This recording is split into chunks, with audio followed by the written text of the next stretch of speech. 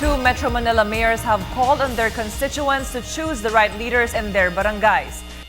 Time they appealed to the public to help ensure a peaceful and orderly political exercise on Monday. More from Christine Santos.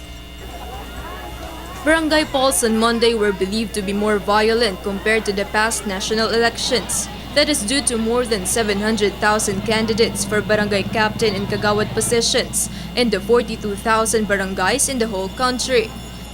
PNP authorities earlier said they added and intensified their forces to have a peaceful and orderly implementation of the process on October 28, 2013.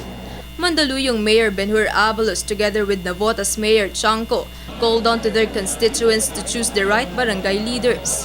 Ang barangay ang isa sa pinakamainit na eleksyon, no? At isipin nyo, 7,700 islands, kapitbahay mo, kuminsan kaaway mo pa, isang maliit na kalye. Please lang ho, ang eleksyon ay isang araw lamang. Iwasan po natin init ang ulo, lahat naman ay gusto maglingkod. Ang problema kailangan dumaan sa proseso, at ang proseso yun ay eleksyon. Tahimik naman po yung barangay elections. Ngayon ay nangangampanya po sila hanggang Sabado.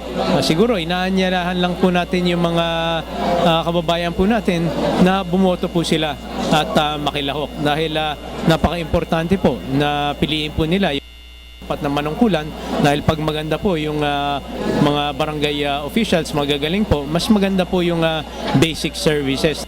Both city mayors expressed their concerns over the manual elections after numerous reports of violence.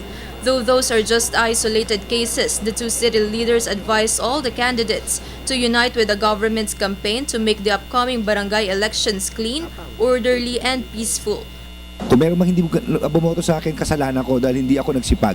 Yun lang ho, ilagay natin parati sa ating puso na dapat at the end of the day, gusto natin manungkulan, magkaisa tayo after elections. Siyempre, makakatulong po natin lahat ng mga barangay officials po na yan sa pagpapalakad ng ating lungsod po.